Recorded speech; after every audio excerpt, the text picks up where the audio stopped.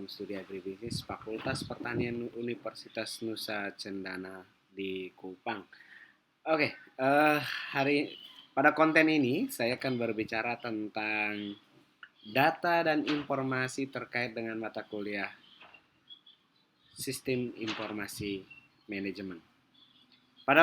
Kalau kalian mengikuti video-video sebelumnya, kita sudah melihat bagaimana perkembangan sistem informasi dan bagaimana keterkaitan sistem informasi dengan teknologi informasi.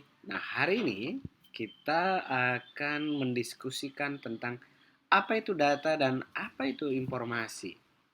Kenapa kita berbicara data dan informasi? Karena data dan informasi ini merupakan bagian penting yang harus kita pahami dalam konteks sistem informasi manajemen. Oke. Dalam konsep informasi, kita mengenal dua hal. Yang pertama adalah data dan yang kedua adalah informasi. Apa sih data? Data adalah merupakan bahan baku dari informasi. Data itu berupa angka, dapat berupa angka, bisa huruf, bisa simbol, atau kombinasi di antara angka, huruf, dan simbol itu. Misalnya apa yang kita bisa sebut sebagai data? Misalnya kita keliling pasar. Kita di pasar A, kita melihat harga bawang, harganya 15.000. Pasar B, harganya di 14.000, pasar C di 13.000, pasar D di 16.000, misalnya seperti itu. Maka angka 15.000, 16.000, 14.000, 13.000 itu adalah data yang berupa angka. Nah, kemudian kita beranjak ke informasi. Informasi adalah hasil dari data yang telah diproses dengan prosedur tertentu. Misalnya prosedur neraca, prosedur laporan rugi laba, laporan keuangan, rata-rata, dan segala macamnya. Kalau kita meneruskan contoh data tentang harga bawang di kota di pasar A, B, C, D yang harganya sudah kita sebut tadi 15.000, 14.000, 13.000, 16.000. Kita menggunakan prosedur rata-rata, maka kita bisa mendapat misalnya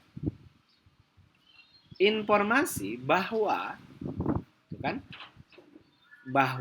rata-rata harga bawang merah di kota Kupang misalnya berdasarkan hasil survei data harga bawang di 4 pasar adalah sebesar Rp14.500 misalnya per kilogram.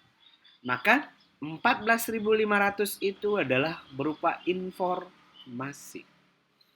Informasi dengan mengeneralisasi, merata-ratakan dari data yang sudah diambil di beberapa tempat. Oke, jadi dengan contoh tadi kita sangat dengan sederhana bisa memaknai apa itu data dan apa itu informasi. Secara singkat, data adalah bahan baku, sedangkan informasi adalah hasil dari pengolahan bahan baku.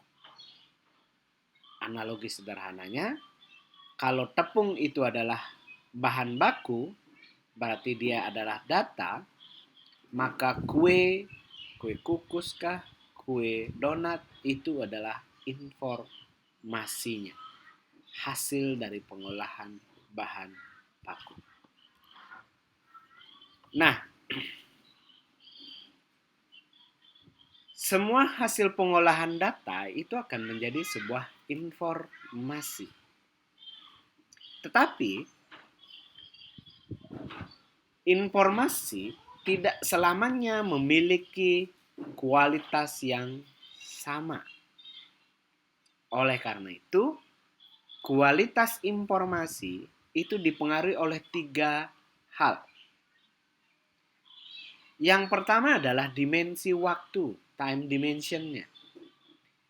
Waktu itu menentukan kualitas informasi, apakah informasi itu menjadi informasi bagus ataupun tidak.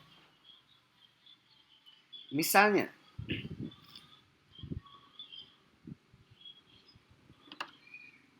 harga produk tertentu itu disampaikan real. Hari ini harga bawang merah yang tadi itu rata-ratanya adalah 14.500. Itu kualitasnya menjadi bagus. Tetapi ketika harga bawang merah itu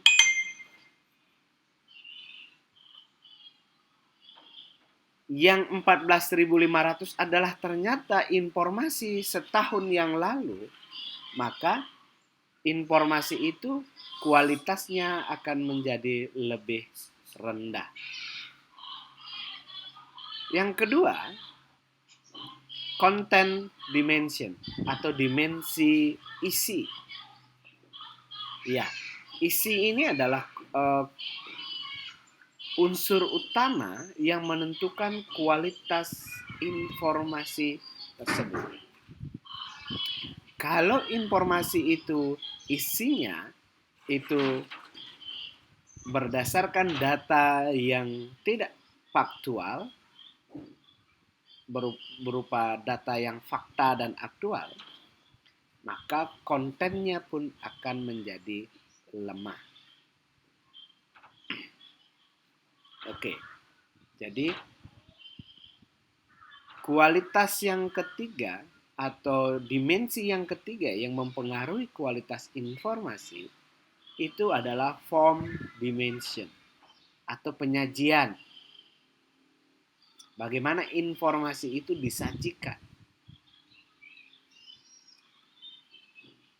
Sebuah informasi disajikan dengan form yang sangat komunikatif, itu akan mempengaruhi, akan meningkatkan kualitas informasinya.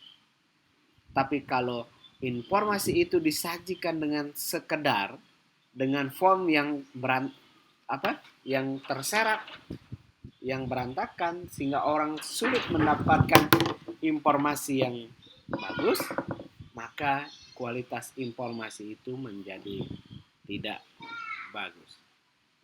Jadi, kalau teman-teman memproduksi sebuah informasi tertentu, maka kita harus memperhatikan 3 dimensi ini yang menjadi batasan bagaimana informasi kita berkualitas atau tidak.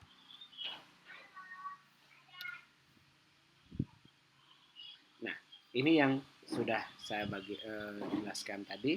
Time dimension, land time, real time, dan no geographic constraint. Artinya tidak berada di geografik yang jauh. Kalau kita membaca berita, orang akan lebih tertarik informasi itu. Hari ini ada tawuran misalnya di jalan A di Kota Kupang, itu real time. Tapi kalau hari ini ada tawuran dengan frekuensi yang sama, tapi itu terjadi di misalnya di Kalimantan, itu dimensinya sudah menurun bagi orang Kupang. Karena apa? Geographic constraint-nya sudah berbeda.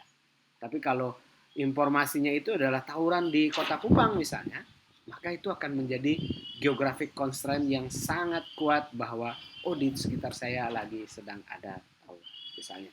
Itu contoh ya. Nah, konten itu terkait dengan tidak ada kesalahan dan presisi dan akurat. Saya sudah jelaskan. Kemudian form dimension ada grafik, simbol, voice, dan segala macamnya, bagaimana menyajikan data itu formnya secara komunikatif. Baik, kita masih berdiskusi tentang data dan informasi. Dari mana data dalam sebuah sistem informasi manajemen bisa didapat? Sumber data itu bisa internal manajemen, ada juga berasal dari eksternal manajemen. Data yang berasal dari internal manajemen itu biasanya berupa data yang diproduksi sendiri, misalnya jumlah barang yang diproduksi dalam interval tertentu, jumlah biaya yang digunakan untuk memproduksi barang, jumlah biaya yang digunakan untuk mempromosikan suatu barang. Nah, itu adalah sumber data dari internal manajemen. Nah, terus data apa yang berasal dari eksternal manajemen? Data yang berasal dari eksternal manajemen terkait dengan data misalnya tingkat konsumsi rumah tangga, tingkat kebutuhan, atau informasi-informasi lain yang terkait dengan perusahaan kita, tetap yang bersumber dari eksternal atau dari luar perusahaan. Jumlah permintaan dan segala macam. Jumlah. Baik. Yang kedua, apa gunanya informasi? Informasi itu pertama sangat bermanfaat untuk mendukung keputusan. Jadi, keputusan yang diambil berdasarkan informasi, berdasarkan hasil pengolahan data dengan memenuhi standar time dimension, terus dia presisi, akurat, dan juga dengan disajikan dengan form yang bagus, itu dapat mendukung pengambilan keputusan. Dan yang kedua, guna informasi itu adalah informasi sangat mendukung atau berguna atau bermanfaat dalam mereduksi ketidakpastian di setiap perjalanan perusahaan. Perusahaan selalu mengalami ketidakpastian dan itu harus dipecahkan dengan informasi-informasi yang bisa diolah oleh perusahaan. Misalnya, tanpa informasi, perusahaan akan berada pada ketidakpastian berapa sih produk yang mampu mereka produksi dalam 1 tahun ke depan. Tetapi dengan data yang kuat, data produksi masa lalu yang kuat, kemudian diolah menggunakan formula tertentu, itu akan menghasilkan informasi ramalan produksi 1 tahun ke depan. Sehingga perusahaan dapat dapat merencanakan produksinya. Dengan gambaran informasi produksi 1 tahun ke depan, maka perusahaan bisa mengambil keputusan bagaimana mempromosikan produk itu sehingga bisa diserap oleh pasar. Itulah contoh bagaimana informasi dapat mereduksi ketidakpastian. Nah, saya sedikit masuk tentang perbedaan kebutuhan informasi menurut tingkatan manajemen. Dalam perusahaan selalu memiliki struktur manajemen dari top manager sampai ke manajer atau manajemen tingkat bawah. Manajemen tingkat bawah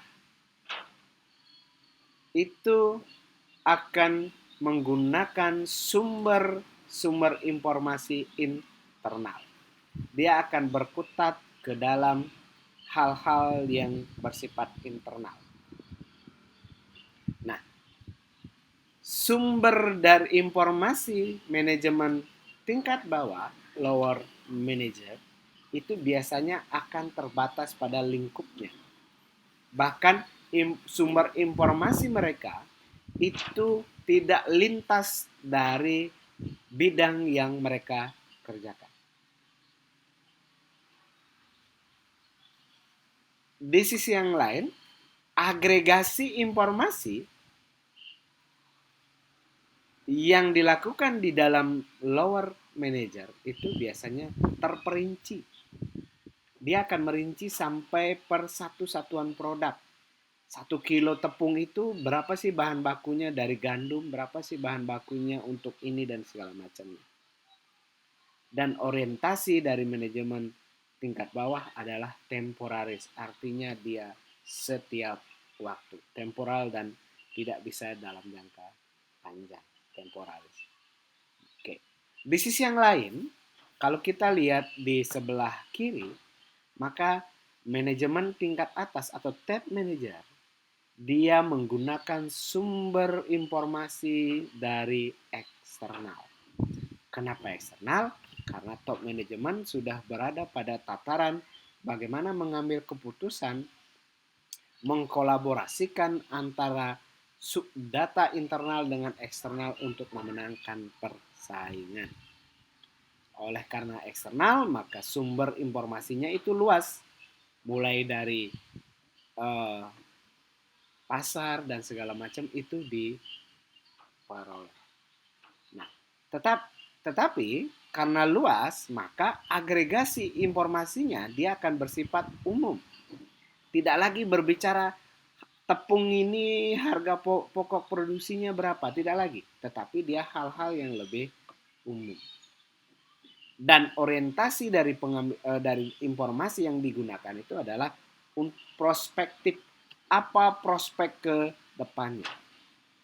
Kalau yang terperinci dia di lower manajemen dia berbicara tentang tepung untuk 1 kilo dibutuhkan ABC, tapi kalau manajemen tingkat atas dia berpikir bahwa kecenderungan orang sudah melakukan produksi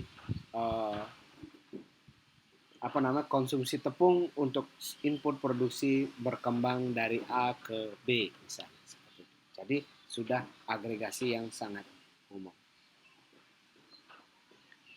Nah, dalam sistem informasi kita melihat tahapan-tahapan proses yang dilalui. Yang tahapan pertama yang kita gunakan atau yang kita lakukan adalah melakukan identifikasi jenis informasi yang dibutuhkan.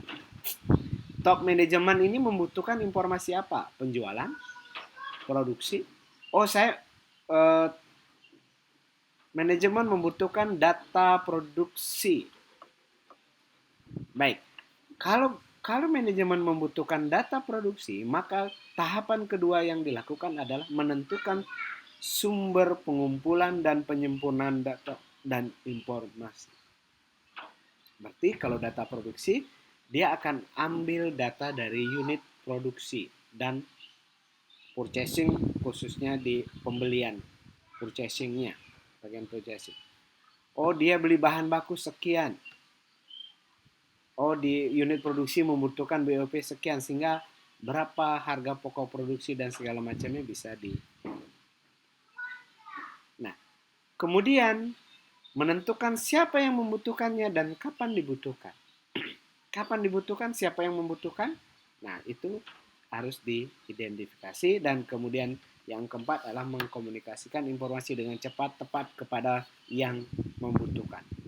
Jadi, informasi harus dikomunikasikan dengan cepat, tepat kepada orang juga yang tepat. Jadi, makanya kenapa setiap perusahaan sekarang mengembangkan sistem informasi yang sedemikian